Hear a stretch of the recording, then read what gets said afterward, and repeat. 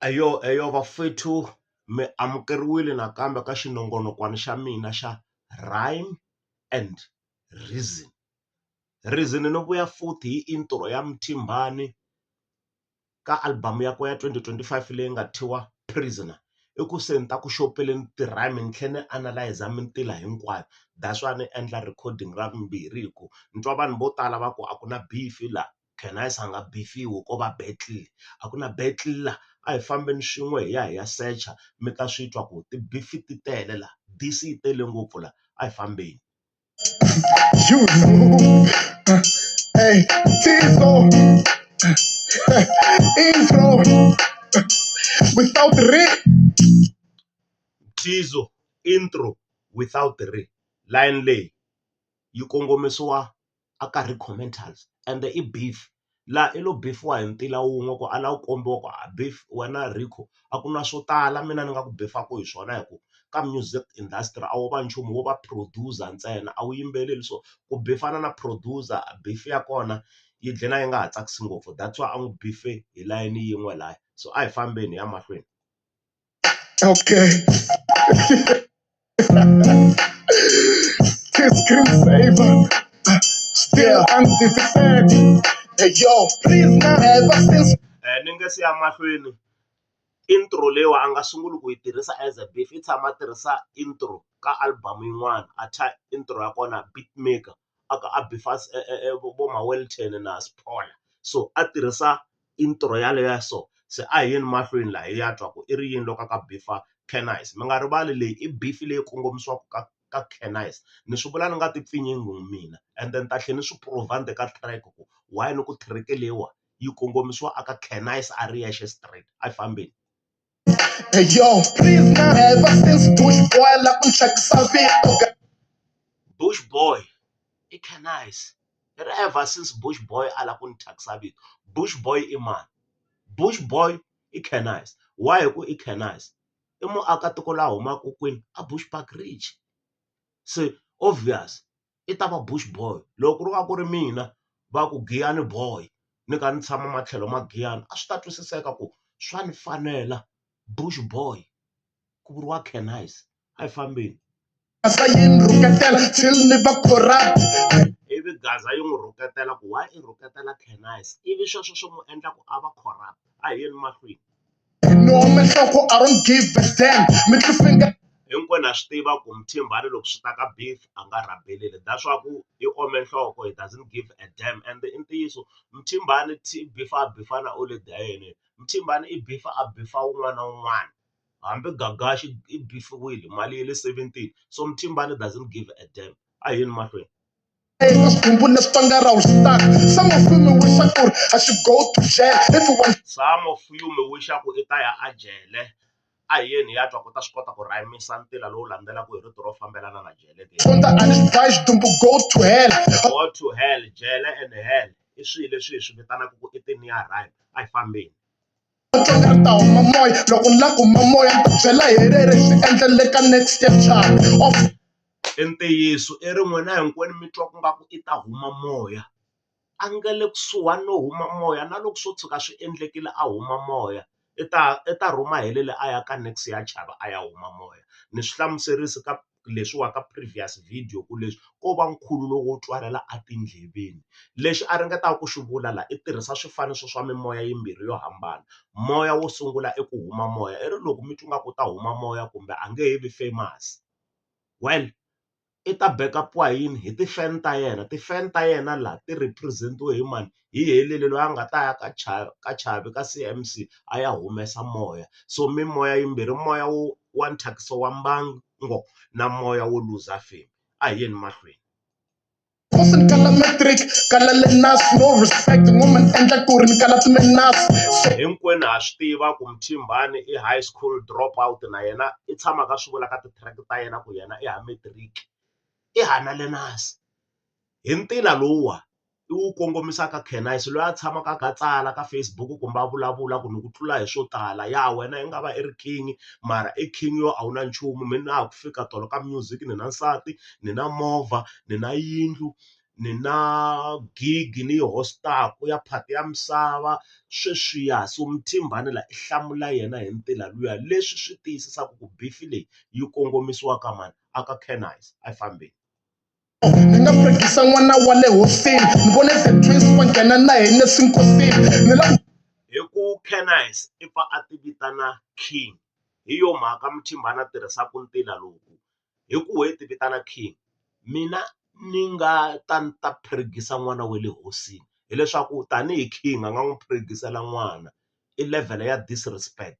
Level ya disrespect ya mbirhi hi laha a nga tirhisa swimunhuhatwa the twins loko va famba na Hennessy enkosini. Mi ta swi twisisa hi Xitsonga kumbe hi xintu xa hina, loko ku fiwile ku na vavanuna lava celaka sirha kumbe mandlwava va vitaniwaku i timhisi. So timhisi ti dume hi ku loko ti kha ti cela ti nyikiwa muqombhoti ti nwa, ivi vafana va ka Bungeni va ta na Hennessy va ta nwisa timhisi. So i level yo disrespect-a ku yena i tiveka ka level ya vo the twins, laha a nga ta fika na yini na swilo swo durha swo yelana na Hennessy a fika a nyika vanhu lava nga ka level ya le hansi va nwaka swinwiwa swa level ya le hansi. So layeni leyiwa yi hi kombeta kahle ku Mthimbani wa ha vula ku i ngo vula hi nomo ku we i le henhla ka mina, a wu kona henhla, hi mina ni nga henhla ka wena, hi ku fananisa yini Hennessy na muqombhoti we le mandlwaveni wu nwaku hi timhisi. A hi fambeni. nghena vukon'wanini hi bemuda na vest ni fika ni tshama mamazala hi mavuya ka chest hi mhaka Hi leswi futhi swin'wana i level yo disrespect-a ka ntila wa vunharhu futhi, laha a nga ya vukon'wanini hi bemuda, leswi swo ka swi nga pfumeleriweku. A vukon'wanini hinkwenu ma swi tiva n'wina mi nga lovola ku fambiwa hi tisudi. Loko wo za i ya hi bemuda naswona i fika i pfula xikipa i komba mamazala voya bye le xifuveni hi xikongomelo xo va chama, i va i nga ha ri mukon'wana wa kahle. Na vona va ta vula va ku n'wana wa hina a nga lovoriwangi la, a nga tekiwangi hi munhu wo teka kahle. So layeni leyiwa ka ha ri level ya dis, and why ku i level ya dis, hi ku ku na kun'wana ka ntila i vula ku yena i rhandzana na sesi wa Cannice. Mi ta tlhela mi swi twa ku ya mahlweni ku i ri i rhandzana na sesi wa Cannice, lero Mthimbani a nga nghena ka vo Cannice a mutini a fika a va disrespect-a hi ntila lowu leswi a vulaka swona. Se track leyi yona hi yoxe i dis bafo, because mintila leyi a hi spitaka la i dis. A hi yeni mahlweni. autotune u yimbelela xilo xin'we a wu cinci xitayele ku fana na yembe ya Fickson. Ku komba ku beef leyi kongomisiwa ka Cannice i le ku vuleni Mthimbani ri ka autotune u yimbelela xilo xin'we a wu cinci ku fana na hembe ya Fickson. Guys, Fickson ma n'wi tiva i wa ka Gaza, i TikTok influencer loyi a kumekaka ka Gaza. Loko a xuta tivhidiyo takwe i ti xuta hi hembe yin'we ya swiboxaboxana, a nga cinci. Similarity la i ku Fickson na Cannice a va cinci swilo leswi va swi endlaka, mintolovelo ya vona ya siku na siku a va yi cinci. Cannice a nga cinci voice i tirhisa autotune why. Fickson a nga cinci hembe i xuta hi yona tivhidiyo ta ka TikTok why. A hi fambeni. Se ma swi twa ku beef leyi kongomisiwa ka Cannice a yi kongomisiwi ka munhu un'wana, ku beefiwa Cannice ntsena laha. Marito lama taku ma ta hoxiwa la mo hoxeriwa ku nandzihisa track, munhu loyi ku nga ku luweni na yena laha hi beef i Cannice. A hi fambeni. Ni nga yisa balance ra me ka photoshoot. Ni nga yisa balance ra mina ra ka photoshoot. Reason yo a ku i lava ku yisa balance ka autotune i lava ku vuya a rhymisa photoshoot na autotune. Moni ya mahlweni. Bush boy a nga stop ku screama ka autotune. Bush boy a nga stop ku screama ka autotune. I mani Bush boy? Ni mi hlamuserile ka line 1 ku Bush boy i Cannice. Why rito Bush boy hi fane hi ku Cannice hi nga vuli ku i Zyle? I ku Zyle a nga tirhisi autotune, munhu loyi a tirhisaka autotune a kha a tshama Bushbuckridge and a holovaku na Mthimbani currently i mani?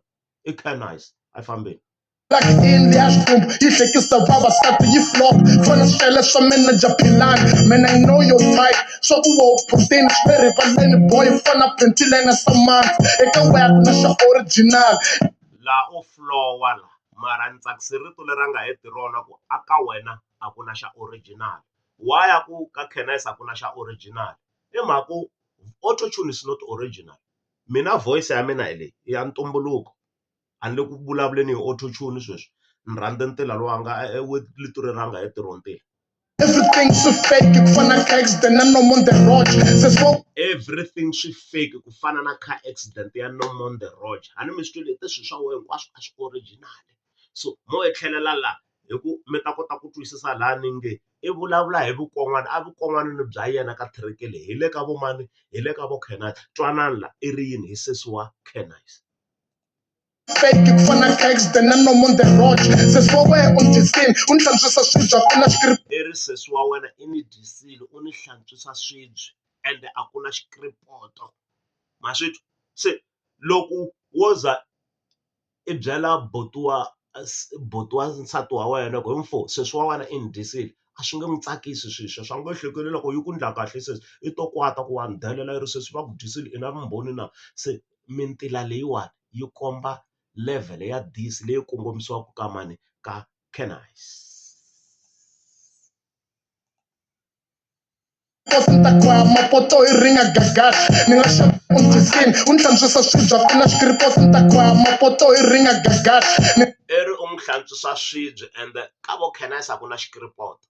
Xikiripoto i xihi xin'wana guys xa tinsimbinsimbi xo hlantswa mapoto xi chipe ngopfu xikiripoto hambi xo i R5 sweswo loko u za ku ka vo Cannice a ku na xikiripoto swi vula ku i le ku disrespect-eni ma ni twisisa. Se a ku hambi swi ri tani ku a ku na xikiripoto ni ta teka ring ya gagaxi ni khwaya mapoto hi yona layeni leyi na yona ka ha ri disrespect ku teka ring ya munhu leyi a nga yi xava ku durha maybe vo 24 carats ivi a khwaya mapoto yona i level yo disrespect mintila leyi ya disrespect.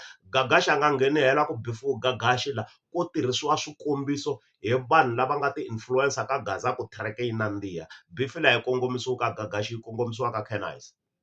nga xava USB liya Oscar Makam susa tinghoma ni faka phone ni nga actor na face wa wena Ma swi twa i ri a nga xava USB ya Oscar Makam. Oscar Makam wa ha ku humesa album yin'wana ya kahle ngopfu ku nga na track yin'we ku befiwaka Soul Makam and track liya yi tirhe ngopfu and yi ve milon'weni wa vanhu hambi ka ti-iTunes yi tirhile track liya yi tirhe kahle ngopfu yi ve ka ti-number 1. Se Mthimbani i ri the way a nga strong xiswona a nga teka album liya ya Oscar Makam a delete a vekela phono leyi a nga yi actor na sesi wa Cannice ivi yi tlhe yi khoma mbilu yi va henhla ka level leyi album ya Oscar Makamu yi nga va ka level yona leswaku a nga yi taka a yi hyper ya le kule le so swi twisiseni ku Mthimbani hi beef leyi i yi kongomisa kwini ka Cannice a nga yi kongomisi ka Oscar Makamu. Oscar Makamu i lo n'wi tisa ka picture hi ku i swilo leswi hi nga hatla ku hi relate loko a tirhisa swona ma ni twisisa se a hi yeni mahlweni.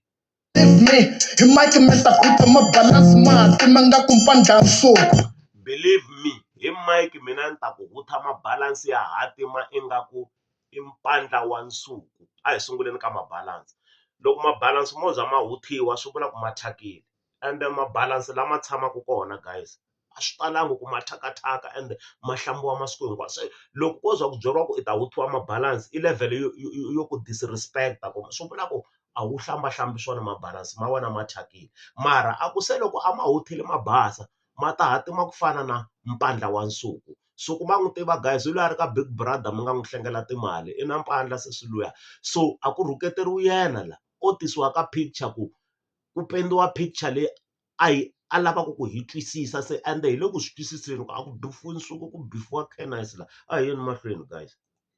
hi beef na talk lani baka kox lonto xi ta tshama xi pfulekini nga ku n'wehle wa wena Hi bifi na tshova laha ni baku kona xilondza xi ta tshama xi pfulekile ingaku i n'wehla wa wena.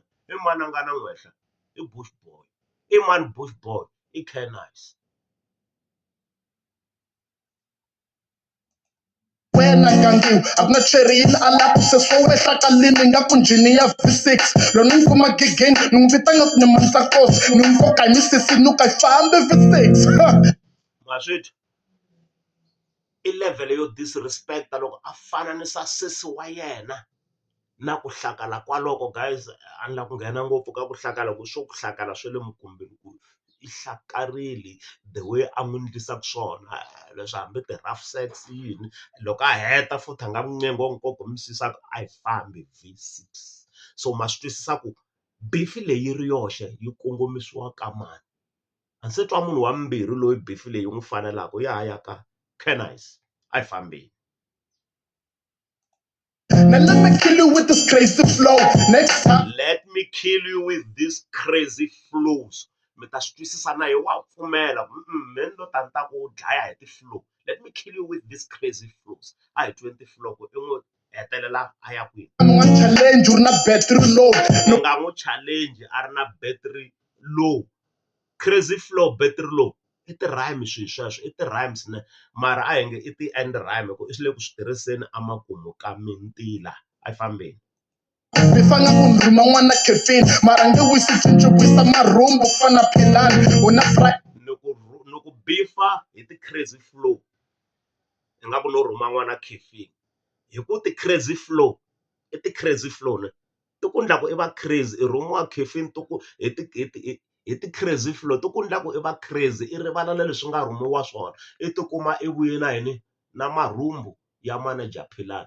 Manager Philani vo tisiwa ka picture ku i ta kota ku swi twisisa ku ti-crazy flow ti ndla yini. Wa swi twisisa nkarhi luwa va ku manager Philani a va dye marhumbu a va ri njhani a va ri crazy nyana va kwatile va endla ti-life to tala va ri crazy. So i picture leyi Mthimbani a ringetaka ku yi penda ku ni ta ku ba hi ti-flow ni kha ni rhuma n'wana Kevin a vuya a confuse-ekile a nga ha vuyi na leswi a rhumiwe swona kambe a vuya na swo fambela na marhumu ku fana na confusion leyi nga tshama yi endlekela manager Philani loko va lumbeta marhumbu a yi fambeni. vitana diva like Beyonce. Problem i ti vitana diva like Beyonce. Beyonce n'wansati laha i fananisa Cannice na n'wansati hi swendlo. So a hi yeni mahlweni. Diva, I will call you D. Hi ku i tindla diva, I will call you D. A hi yeni. D. Loko endla chomi ya Jack. Yingisela D. Liston faka CK ka D. So ni ku vitana D. Ni faka CK ka D ku i ta hundzuka Dick. Dick i ximumu hi vafo kumbe xitsonyo a yi fambeni. Challenger King where you don't know what you've done. Challenger King a wu swi tivi leswi swi endlaka. You don't know what you want. Bali nga ku a wu le kulweni hi ku a wu swi tivi leswi swi lavaka. I lava ku king hala tlhelo i lava ku reconcile but a swi twisiseki ku i lava yini hi ku ka ti-comment i tsala swin'wana swo hambana na leswi i swi vulaka. Wa confuse-eka i fana na Gagashi. I can see who confused. Fana Gagashi, who the twins fana ku data sala the twins. I nkhuluko wo twalela andleveni wa confuse-eka ku fana na Gagashi. Gagashi i ri the twins va lava ku n'wi dlaya ivi na yena a jika hala tlhelo a ya tswala swigevenga. Loko ku ri ku the twins i swigevenga swa dlaya why Gagashi a fana tswala yini the twins hi ku se i tswale swigevenga swi va a muti wa yena ko va nkhuluko wo twalela andleveni a ku bifu Gagashi a ku bifu the twins la ko va ku tlanga hi marito ku tlanga hi mintila loko munhu va ku i creative i swi vona laha ku i fika a teka xitori lexi xi nga tshama xi humelela hi xi tivaka ku swi ze swi trenda ka Facebook na le ka Twitter ku the twins ve ri a va lava ku dlaya Gagashi. Ma swi twisisa se Mthimbani i swi vuyisa ka picture ku Cannice i le ku confuse-ekeni ku fana na mani na Gagashi loyi mina ni twa nga ku vo the twins i swigevenga but at the same time na i tlhela a tswala the twins i tise swigevenga kwini a mutini. I nkhuluko wo twalela andleveni. Why ni ku i nkhuluko wo twalela andleveni i ku vuxaka bya ma-twins byi vula swin'wana aka hina. Vuxaka bya ma-twins aka njhakanjhaka na vuxaka bya ma-twins lava va nga kona ka Nonyana swi endla ku va ku kota ku tlanga hi marito ka munhu loyi a nga na creativity a hi fambeni. A wu swi koti na ku mbala tsandza hi fashion it's like a wu swi koti na ku mbala i tsandza hi fashion ma swi twa la i la ku bringa Michael Jackson kokwani Chauke endla ku bifu yena o tisa swilo leswi swi nga tshama swi trenda ku swi ta endla ku swi hi tsakisa na risimu ri nandziha.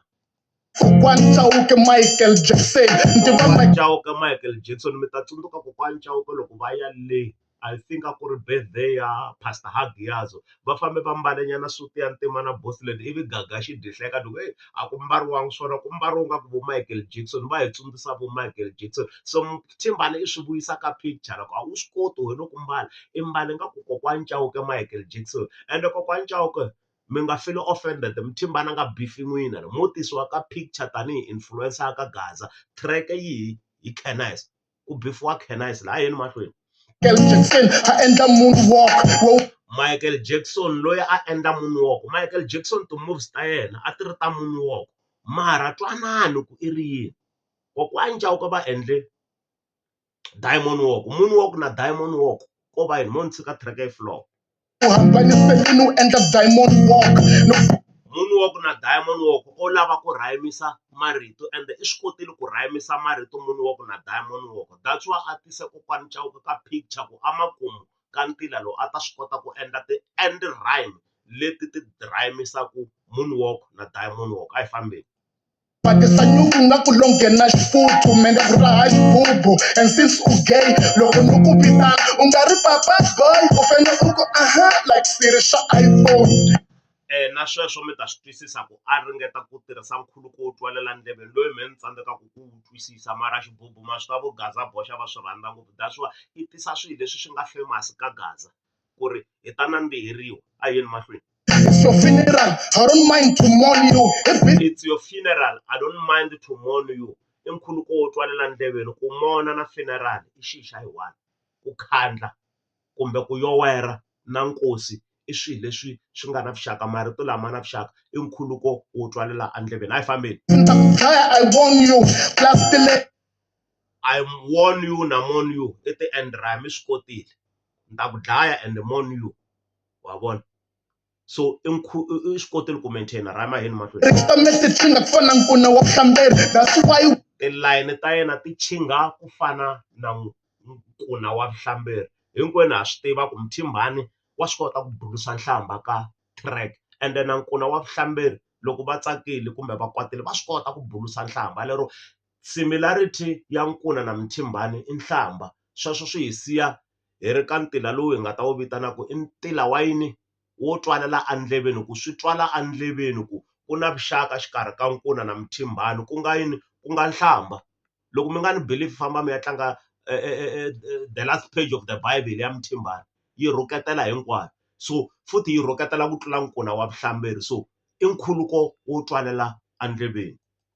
like police tombor, legendary Police tomboro i mathema lama loko nkuna wa vuhlamberi va ka va rhuketela va ma tirhisaku. That's why nhlamba ya Mr Nkuna va yi thye ku i vuhlamberi. Why va ku i vuhlamberi? Hikuva swima a xikarhi andzeni ka masivi yo tumbeta nhlamba ya vona. Nhlamba ya Mr Nkuna u nga yi tsakeli loko a va bulusi nhlamba the way it is, kambe va yi phutsela hi vuhlamberi bya vona ivi yi twala kahle. Se i nkhuluko wo twalela andleveni. A hi fambeni.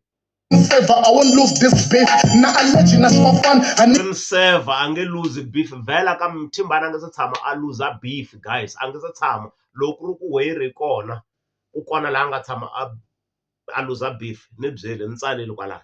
I love tin fish. Van'wana va nun'wa like star mara wa una like. Ku nuhwa tin fish hinkwenu ma swi tiva ku tin fish ya nuhwa.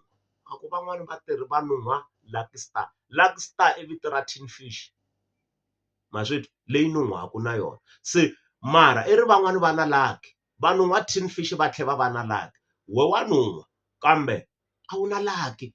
I nkhuluko wo twalela andleveni. I swi kotile ku tlanga hi marito, a tlanga hi marito ya tin fish, Lucky Star na ku nuhwa. Hinkwenu ha swi tiva ku nhlampfi ya nuhwa. A hi fambeni.